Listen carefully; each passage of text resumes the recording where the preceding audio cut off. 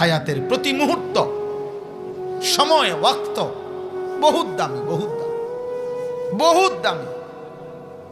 আরে বাবা, চাচা, কত যুবক অল্প বয়সে মারা গেছে। আপনারে আল্লাহ 60 বছর বানাইছে। কত যুবক 25 বছরের তাগড়া জওয়ান কবরে চলে গেছে। আল্লাহ আপনাকে 60-65 বছর হায়াত দিছে। কত লম্বা সুযোগ দিছে। 60 বছরে কতগুলো জুমা, 60 বছর 5 ওয়াক্ত নামাজের হিসাব করলে কতগুলো নামাজ। এত লম্বা হায়াত পেয়েও যেই চাচা, যেই বাবা আখিরাত অর্জন করতে পারে নাই, জাহান্নাম থেকে বাঁচতে পারে নাই, জান্নাতের আমল করতে পারে নাই, খোদার কসম, মুসলিম শরীফের হাদিসের মধ্যে আছে, আল্লাহর নবী বলেন, যাকে আল্লাহ তাআলা 60 বছর হায়াত দিয়েছেন অথচ তবুও সে জাহান্নাম থেকে বাঁচে নাই, জান্নাতের আমল করতে পারে নাই, খোদার কসম নবী বলছে আল্লাহ তাআলা কিয়ামতের দিন তাকে একটি শব্দ, একটি বাক্য উচ্চারণ করার ক্ষমতা, সুযোগ আল্লাহ দিবে না, তার করাই এই জাহান্নামে ফেলাই। আযারাল্লাহু ইলা মরিইন আখারা উমরাহু হাত্তা বালাগা 60। এটা হাদিস। 60 মানে 60। কোন কথা বলে জিগাইতো না, ফেরেশতার বলে মার, তারে মার, বুড়ারে মার, ফালা জাহান্নামে ফালা। কোনো কথা নাই, কোনো কথা নাই। 60 বছরের বুড়া প্রত্যেক কথায় গালি দেয়, ফালা জাহান্নামে ফালা। 60 বছরের বুড়া এখনো এটা কিস্তি টোয়া, ফালা বুড়া জাহান্নামে ফালা। 60 বছরের বুড়া প্রত্যেক দিন চা দোকানে গিয়া নর্তকীর নাচ দেখে, ফালা জাহান্নামে ফালা এটারে। হ্যাঁ হ্যাঁ, আমরা যদি কোন ফুলানের সামনে, ফুলানের সামনে নি কয় তো কার সামনে কইতাম? আমরা কর আমরা ফাইকো।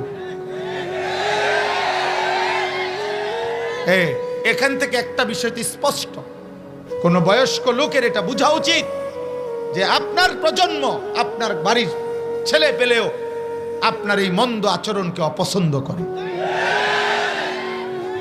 অপছন্দ করে। একজন বয়স্ক লোকের ওইটা বোঝা উচিত।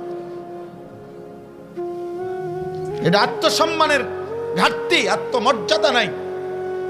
নাই তো কোনো বয়স্ক প্রবীণ মুসলমান তার থেকে পরবর্তী প্রজন্ম ঈমান শিখবে, আখলাক শিখবে, আখিরাত শিখবে, জীবন শিখবে। আরবিতে বলে সালিল মুজাররাব ওয়ালা তাসআলিল হাকিম। আরবিতে বলা হয় জীবন চলার দিক নির্দেশনা অভিজ্ঞ ব্যক্তিকে জিজ্ঞেস করো, শুধু পণ্ডিতকে নয়। শুধু পণ্ডিত না, বরং অভিজ্ঞতা আছে। উনি আজকে, আমি 60 বছর পার করে আসছি, আমি আজকে 40 বছর পার করে আসছি, তাহলে আমি জানি এই ময়দানের হালাত। এই অভিজ্ঞতার একটা মূল্য আছে।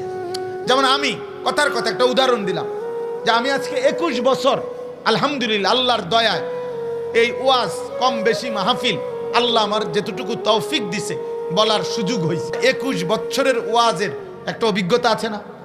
তাহলে নতুন নতুন কোন বক্তা সে আমার এই অভিজ্ঞতাটা কই পাইব? তাহলে তার উচিত আমার থেকে বুদ্ধি নেওয়া, আমার উচিত আমার চাইতে সিনিয়রের কি নেওয়া? বুদ্ধি নেওয়া। এই জন্য আমি আমার জীবনের অসংখ্য অগণিত বুদ্ধি পরামর্শ আমার মাথার ব্যক্তিগতভাবে অনেক কিছু আইয়ে, কিন্তু আমি আমার শায়েখ আল্লামা মুফতি মুশতাকুন নবী কাসেমি হুজুরের কাছে পেশ করি। এরকম অসংখ্য বুদ্ধি উনি হালাইয়া দেয়, বলছেন এই বাদ দেন, খাল্লি বেন, ঠিক আছে। শায়েখ বলছে বাদ তো বাদ। একা আমার বুদ্ধিতে আমি চললে একদিনে বহুত ফেস ফুস লাগিয়ে গেল, মাছে গাছে ফেস লাগিয়ে গেল।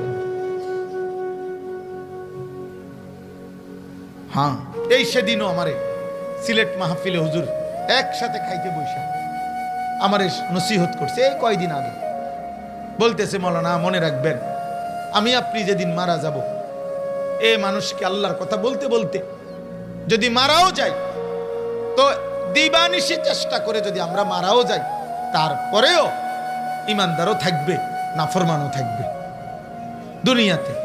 আল্লাহর সেজদাকারী বান্দাও থাকবে, পাপী নাফরমানও থাকবে। অতএব এমন না সিস্টেম যে আমি আমনে বা আমরা বর্তমান বক্তারা আর 6 মাস যদি চেষ্টা করি, খুব কষ্ট করি, তাইলে ইনশাআল্লাহ আগামী 6 মাসের ভিতরে সব জুনায়েদ বাগদাদি, বাইজিদ বুস্তামি হয়ে যাবো, আব্দুল কাদের জিলানি হয়ে যাবো, এরকম বিষয়টা এমন। তাইলে আমার মৃত্যু আপনার মৃত্যুতেও কি থাকবে? ইমানদারও থাকবে, নাফরমানও থাকবে। তো কি বুঝাইতে চাইছে হুজুর? হুজুর আমারে বলতেছে অতএব কোন অবস্থাতে নিজের আখিরাত নষ্ট হয় এমন আমল করবেন না। মানে এইটা বুঝানোর লাগে কইছে, এটা বুঝানোর লাগে কইছে। মাহফিলের জন্য নামাজ ছেড়ে দিলেন, মাহফিলের জন্য আপনি অনেক কিছু ত্যাগ করলেন না। আপনার জিকির কখন করবেন? আপনার তিলাওয়াত কখন করবেন? আপনার আখিরাত কখন সুজাবেন? এটা জরুরি। এই জন্য ভাই বন্ধু, আমি শুরু করলাম এই কথার থেকে, সময়ের কদর করা। আজকে তোমরা যারা মোবাইলে আসক্ত, আমি বললাম আব্বা, কর্মের স্পৃহা, এই পৃথিবীতে কিছু করার হিম্মত তোমার থাকবে না। আমি বললাম 24 ঘন্টা নফস তোমারে নারী ছবি, মোবাইল, অশ্লীল দৃশ্য, বিনা কারণে বিনা প্রয়োজনেও এটা তোমারে চালাইতে থাকে। তখন একদিন দেখবা পৃথিবীতে নিজের দুনিয়া অন্ধকার, আখিরাত অন্ধকার। খাসিরাত দুনিয়া ওয়াল আখিরাহ, দুনিয়াও ক্ষতিগ্রস্ত, আখিরাতও ক্ষতিগ্রস্ত। অলস, অকর্মণ্য, অপদার্থ ব্যক্তি, গাফেল, খামখেয়ালি মানুষ পৃথিবীতে সরে যেতে হয়। কর্মের ময়দানে, পরিশ্রমের এই পৃথিবীতে তাকে মানুষ জায়গা দেয় না। মেহনত, যোগ্যতা, কর্মের স্পৃহা, দিবা নিশি মেহনত মানুষকে নির্ধারিত মঞ্জিলে, আপন জায়গায় আল্লাহর দয়ায় পৌঁছে না। আমার এক ছাত্র কুমিল্লা মুরাদনগরের, ও একটা মাদ্রাসা করছে একটা বাজারে। তো সে আমারে কইছে, হুজুর মাদ্রাসায় চারিদিকে পুরা এলাকার মাদ্রাসার সকলেই, অধিকাংশ লোক আমার বিরোধী। আমি কি করতাম? কারণ আমি তাকে বলছিলাম যে এরকম ফেস্টুন বানাইয়া কাগজে তুমি যেখানে বসো ওইখানে লিখে রাখবা, শুধু বড় কইরা, যে বড় করে শুধু লিখবা যে সব কথার এক জবাব মেহনত। এই এক কথা আমি বললাম, যা, সব কথার এক জবাব মেহনত। আলহামদুলিল্লাহ, আজকে 1.5 বছরের ব্যবধানে আশেপাশের সমস্ত কিন্টার গার্ডেন, স্কুল, অন্যান্য সব প্রতিষ্ঠানের চাইতে তার বাচ্চার সংখ্যা বেশি। এবং তার কথা হলো, হুজুর আমার ফুজি এটাই, সব কথার এক জবাব মেহনত।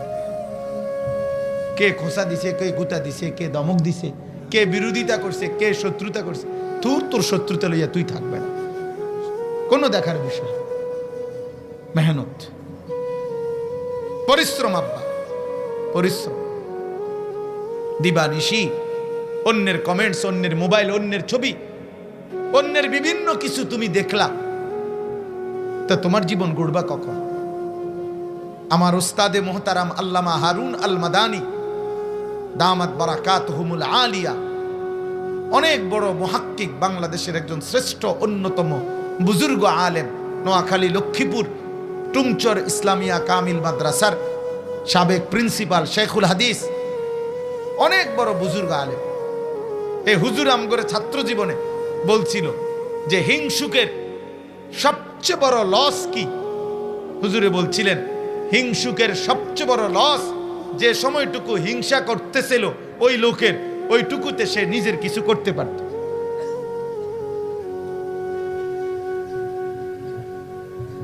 সে নিজের কিছু করতে পারত। ওই হিংসাই করে গেল, তার বিল্ডিং দোতলা হয়ে গেল, অথচ একটা দোতলা বিল্ডিং করতে কমপক্ষে 2 বছর লাগছে। এই 2 বছরে সে একটা টিনের ঘর হইলো করতে পারত। কিন্তু ওই অন্যের হিংসা করতে করতে তার জীবন শেষ। ঠিক তোমরা মোবাইলের ছেলেরাও এই সারা পৃথিবীর আলতু ফালতু, প্রয়োজন অপ্রয়োজন, দরকারি বেদরকারি যাবতীয় কথা দেখতে দেখতে নারী, ছবি, পাগল ছাগল, মাতাল, সুস্থ অসুস্থ, তার সিরা তারওয়ালা, সব কথা শুনতে শুনতে দেখতে দেখতে আহা একদিন দেখবা তোমার হায়াত হয়ে গেছে 30 বছর, তোমার বয়স হয়ে গেছে 35 বছর। আজ পিছন দিকে তাকায় দেখবা কিছুই নেই, না দুনিয়া আছে না আখিরাত আছে। আমার একজন আপনজন আছে, উনি, ওনার আব্বা সরকারি উচ্চ পদস্থ কর্মকর্তা ছিল। উনি আমাগরে দেখলে এখন অনেক দিন আমার দেখা জড়াইয়া কান্দে কান্দে, শুধু এটা কয়, ভাই ভাই আমি, আমার আব্বা আমারে কত কাঁদছে, হাতে ধরে কাঁদছে, তুই কিছু পড়ালেখা কর কিছু। আমি ইচ্ছা করে পড়লাম না, কাজ আমি সকালবেলা গরুর ঘাস কাইটা গরুরে ঘাস খাওয়াই আর সারাদিন কৃষি কাজ করি। আমার বাবা ছিল উচ্চ শিক্ষিত, উনি এখনো বাইচে আছেন, আমার সেই আত্মীয়। এই জন্য আমি আজকে কথাটা লম্বা করলাম। প্রিয় সন্তান, তোমরা শীতে কষ্টে ঠান্ডায় বসে আছো, অনেক ছেলে মাশাআল্লাহ, সকলের কাছে অনুরোধ, আব্বা তোমার পৃথিবী তুমি গড়ো, তোমার জীবন তুমি গড়ো, তোমার আখিরাত তুমি সাজাও। নিজেকে ভুলে যাওয়া, নিজের কর্তব্য ভুলে যাওয়া, আত্মপরিচয় ভুলে যাওয়া, খোদার কসম এর চাইতে বড় ব্যর্থতা আর কিছু হইতে পারে। আমার নিজের ওয়াজের জীবনে আমি যখন শুরুতে বয়ান করতাম, তখন আমারে অনেক, আমার সেই পরিচিত মানুষগুলো আমি চিনি এখন, ওনারা আমারে অনেকেই কইছে, আও সুর নাই, টান নাই, কারো কোনো অনুসরণ নাই, এমনি এই শুভ ওয়াজে বুঝি ভাত খাইব। বুঝাইতে চাইলাম আর কি, এরকম কোনো কথা শুনি নাই, কারণ আমি তো নির্ধারিত কোনো টার্গেট নিয়ে ওয়াজে নামি নাই যে আমার কমপক্ষে মাসে 30 লাখ টাকা উপার্জন করা টার্গেট, এই টার্গেট নিয়ে না, না, আমার মালিক যদি বলার সক্ষমতা দেয়, আল্লাহ চাইলে বললাম, আল্লাহর জন্য বললাম। এখানে সুর কি আর টান কি, এখানে হুঙ্কার কি আর ঝংকার কি, কোনোটাই মূল মাকসাদ না। কোরআনুল কারীমের মধ্যে আছে বাবা, হযরত নূহ আলাইহিস সালাম, কোরআন শরীফের আয়াত, হযরত নূহ নবী বলতেন, ওয়ালা ইয়ানফাউকুম নুসহি ইন আরাদতু আন আনসাহা লাকুম ইন কানা আল্লাহু ইউরিদু আন ইউগভিয়াকুম হুয়া রাব্বুকুম ওয়া ইলাইহি তুরজাউন। হযরত নূহ আলাইহিস সালাম বললেন, হে আমার জাতি, আমি যদি 950 বছর না 9.5 লক্ষ বছরও তোমাদেরকে নসিহত করি, ডাকি, আমার ডাক, আমার নসিহত, আমার দাওয়াত তোমাদের কোনো উপকারে আসবে না যদি আল্লাহ তোমাদের ব্যাপারে সিদ্ধান্ত নেয় আইয়ুগভিয়াকুম, তোমাদেরকে পথভ্রষ্ট করবে, জাহান্নামের পথেই রাখবে, তো 950 বছর ডেকেও আমার বলার দ্বারা কোনো ফায়দা হবে না, কারণ ফয়সালা আসমানে। কোরআন শরীফের আয়াত। এই জন্য নওজোয়ান আলেমদেরকে বলি, আপনাদেরকে বলি, আপনারাও আমার কথায় কষ্ট নেবেন না, কিন্তু আমি বললাম মনে রাখেন, রুমাল বদলাইয়া, কোট বদলাইয়া, রুমালের বিভিন্ন ঢং বদলাইয়া, ফেসবুক আর ইউটিউবের কাঙ্গাল হইয়া, কোনো না কোনো ভাবে পৃথিবীতে পরিচিত হওয়ার নেশায় হইয়া দেশ, জাতি, ইমান, ইসলাম, আখিরাতের খেদমত হবে না, হবে না, হবে না, ফায়দা আসবে না। এ কোর্টে বদলাবেন, শেষ পর্যন্ত এ কোর্টের টেডি মায়ের ইডি দিয়ে বন খাইলে আরো ভালো ছিল। কোর্ট গাই দিতে নিষেধ করে, কোর্ট তো আমিও গাও দিছি, শীতের কারণে তো গাও দিতেই। অনর্থক চাকচিক্য, ঝাঁকজমক, অনর্থক লৌকিকতা, জৌলুস কোনো দরকার নেই। আমার শায়েখ আল্লামা মুফতি মুশতাকুন নবী কাসিমি, আজে কেউ খবর নিলে শুনবেন, এই আল্লাহর বান্দার পাঞ্জাবি সর্বোচ্চ 3টার বেশি পাঞ্জাবি ওনার হবেই না কোনোদিনও। এক জামা এক পরনে, এই তালে চলছে সারা দেশ, আল্লাহর কথা বলতেছে, আল্লাহর কথা বলতেছে। সেদিন আমারে বলতেছে, মাওলানা দক্ষিণ কোরিয়া যাব দোয়া হুজুরে কিছুদিনের মধ্যে, গত বছর একবার গেছে। তো সারা পৃথিবী ব্যাপী দাওয়াত দিতে চায়, সারা পৃথিবী। আলহামদুলিল্লাহ। অতএব আমি অনেক আলেম দেখলাম, নওজোয়ান, আপনাদেরকে বলি, নিজ নিজ জায়গায় মেহনত করে, মেহনত করে, মেহনতের কোনো বিকল্প নাই। আল্লামা নূর হুসাইন কাসেমি রাহমাতুল্লাহ আলাই, বাংলার মাদানী যাকে বলা হইতো, বাংলার সিংহ শার্দুল ছিল যিনি, কায়েদে মিল্লাত, আমিরে হেফাজত শেখুল ইসলাম আল্লামা শাহ আহমদ শফি রহমতুল্লাহর পরে হেফাজতে ইসলাম বাংলাদেশের সবচেয়ে বেশি বলিষ্ঠ কণ্ঠস্বর যিনি ছিলেন, বৃদ্ধ বয়সেও যার আওয়াজ আর যার হুঙ্কারে জালেমের মস্তক কাঁপত, আমাদের সেই প্রিয় মানুষ আল্লামা নূর হুসাইন কাসেমি রাহমাতুল্লাহ আলাই। আমি নিজে হুজুরের জবানে শুনছি যে, হে আল্লাহর বান্দা, নূহ আলাইহিস সালামের হায়াত নিয়ে আসো নাই, শুধু পরিকল্পনা নিয়ে শেষ করো না, মেহনত করো, মেহনত করো, শুধু মেহনত। হুজুর বলতেন, মানে আপনি যেমনে বুঝাইতেন আছেন, আপনি ট্রাক কিনবেন, সিএনজি কিনবেন, পিকআপ কিনবেন, বিরাট বুদ্ধি লইয়া, এত বুদ্ধি কইেন না, কাম করেন, কাম, মেহনত। হযরত বলতেন, মেহনতের নাম ইসমে আজম। মেহনতে অসাধ্য সাধন হয়, আল্লাহর দয়া নেমে আসে। এই জন্য আমি এই মোবাইলের বিষয়টা বলতে গিয়ে তোমার ঘরে এতগুলো কথা বললাম। পরিশ্রম করো চাই ভাই। ওয়াল্লাযীনা জাহাদু ফীনা লানাহদিয়ান্নাহুম সুবুলানা। আল্লাহ কোরআনে বলছেন, আমার বান্দা যারা আমার পথে কষ্ট করে, পরিশ্রম করে, মুজাহাদা করে, জীবনের সবটুকু দিয়ে জিহাদ করে, আল্লাহর জন্য জান প্রাণ মন বিলিয়ে দেয়, লানাহদিয়ান্নাহুম সুবুলানা, জান্নাতের পথ, জাহান্নাম থেকে বাঁচার পথ, হেদায়েতের রাস্তা, একটা না শত শত রাস্তা আমি আল্লাহ নিজে তার জন্য খুলে দেই।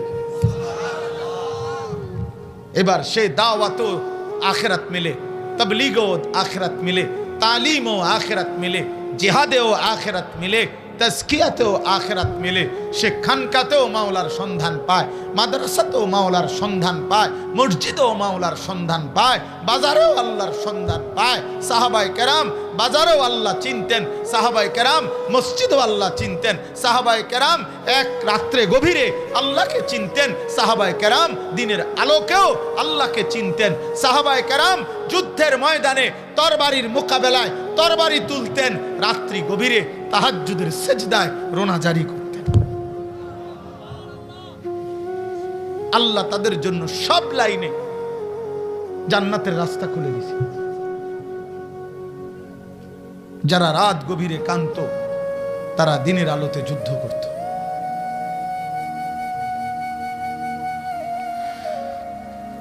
আজকে মুসলমানের কিশোর, মুসলমানের নওজোয়ান না পৃথিবী গড়লা না আখিরাত গড়লা। আফসোস বাবা, আফসোস, আফসোস বেটা। আরে আব্বা, যদি মাটি কাটতি অনেক সম্পদ জমা করতে পারতি, মোবাইল না টিপা। এই চুলের ফ্যাশন আর নারীর লোভ, উলঙ্গ ছবি আর অস্থির দৃশ্য, এর পিছনে শেষ না করে মাটি কাটলে, বুট বেচলে, বাদাম বেচলে, মুড়ি ভাজলে, খোদার কসম আর্থিক অনেক উন্নতি হতো। একজন পুরুষ, একজন যুবক, এত নারীর চাহিদা তো তোমার প্রয়োজন নাই বাবা। তুমি এত শত নারী দিয়ে কি করবা? এত উলঙ্গ ছবি দিয়ে কি করবা বাবা? এত নর্তকী দিয়ে কি করবা? আল্লাহর নবী সাল্লাল্লাহু আলাইহি ওয়াসাল্লাম বলছেন, মান নাযারা ইলা মাহাসিনি ইমরাআতিন আজনাবিয়্যা সুব্বা ফি আইনাইহিল আনিক ইয়াউমাল কিয়ামা। যে ব্যক্তি বেগানা নারী, অনুমতি নাই এমন ভিন নারীর নজর করলো, তাকালো, তাকে দেখলো, শাহওয়াত কামনা বাসনা নিয়ে, আল্লাহর কসম নবী বলছে কিয়ামতের দিন তার দুই চোখে জাহান্নামের জ্বলন্ত আগুনের সীসা ঢেলে দেওয়া হবে। আমাদের খতিবে আজম মুনাজিরে জামান আল্লামা নুরুল ইসলাম অলিপুরি দামাত বারাকাতুহুমুল আলিয়া, তিনি বলেন যে, হে আল্লাহর বান্দা, গুনার মজা হিসাব কইরো, গুনার মজা কতক্ষণ আর গুনার সাজা কতক্ষণ। রাস্তার নারী মোবাইলের নারী দেখছো কতক্ষণ, মজা নিছো কতক্ষণ, আর আখিরাতে জাহান্নামের সাজা পাইবা কতক্ষণ। ইমাম শাফি রাহমাতুল্লাহ আলাইহি বলছেন, আয-জিনা কারজুন। একটা যুবক শুনো, একজন শুনো, তুমি বদলাও। ইমাম শাফি রাহমাতুল্লাহ আলাইহি বলছে, নারীর সাথে কোনো হারাম সম্পর্ক জিনা, কোন নারীর সাথে হারাম যেই কোনো সম্পর্ককেই জিনা বলে। চোখ দিয়ে হলে চোখের জিনা, হাত দিয়ে ছুঁইলে হাতের জিনা, অন্তর দিয়ে কল্পনা করলে অন্তরের জিনা, কান দিয়ে ওই নারীর হারাম প্রেমের কথা শুনলে কানের জিনা, পাও দিয়ে ওই নারীর সাথে এগিয়ে গেলে পায়ের জিনা, লজ্জাস্থান দিয়ে অপকর্ম করলে লজ্জাস্থানের জিনা, সবটাই জিনা। বিবাহ বহির্ভূত নারীর সাথে যেই কোনো আচরণ হারাম আচরণ, এটা জিনা, জিনা, ব্যভিচার, ব্যভিচার। আর আল্লাহর কসম, ইমাম শাফি বলেন, জিনা হচ্ছে, ব্যভিচার হচ্ছে নারীর সাথে হারাম সম্পর্ক। কারজুন, ঋণ, ঋণ, এটা তুমি হাওলাত নিলা, ঋণ নিলা। তিনি বলছেন, হে আল্লাহর বান্দা, হে যুবক, যদি তুমি তওবা না করো, আল্লাহ যদি মাফ না করে, তিনি বলছেন কসম, তোমার পরিবারের কাউকে দিয়ে তুমি সেটা শোধ দিতে হবে। তোর বিবি শোধ দিবে, তোর মেয়ে শোধ দিবে, তোর বোন শোধ দিবে। ঋণ শোধ করবে, ঋণ, তোমার পাপের ঋণ। ওই যে ওরা হাসে, ওই যে প্রতিবন্ধীরা হাসে, এই যে দেখে, হ্যাঁ, ওনাদের কাছে ভাল লাগতেছে। লজ্জিত অনুভূতি হওয়া তো উচিত না, বরঞ্চ হাসতেছে। হ্যাঁ, আফসোসের বিষয়, লজ্জার বিষয় বেটা, লজ্জিত হওয়া উচিত। এই জন্য আমি বললাম, কোনোভাবে হায়াতকে নষ্ট না করা। ওয়ালা তুলকু বিআইদিকুম ইলা তাহলুকা। আল্লাহ তাআলা বলছেন, হে আমার বান্দা, নিজের হাতে নিজেকে ধ্বংসের দিকে ঠেলে দিও না, নিজেরে নিজে শেষ করো না। গুনাহ মানুষকে শেষ করে দেয়। ওয়া ইন্নাল ফুজুরা ইয়াহদি ইলান নার। আল্লাহর নবী সাল্লাল্লাহু আলাইহি সাল্লাম বলেন, সমস্ত পাপ গুনাহ মানুষকে জাহান্নামের দিকে টেনে নিয়ে যায়। আল্লাহর নবী সাল্লাল্লাহু আলাইহি সাল্লাম বলছেন। হযরত আব্দুল্লাহ ইবনে আব্বাস বলছেন, গুনাহ নগদ মানুষের 5টা ক্ষতি করে। প্রত্যেক গুনাহ দুনিয়াতে তৎক্ষণাৎ 5টা ক্ষতি করে। 1, চেহারা কালো করে। 2, অন্তর অন্ধকার করে। 3, শরীরের ক্ষমতা নষ্ট করে। 4, রিজিকের কমিয়ে দেয়। 5, মানুষের অন্তরে ঘৃণা তৈরি করে।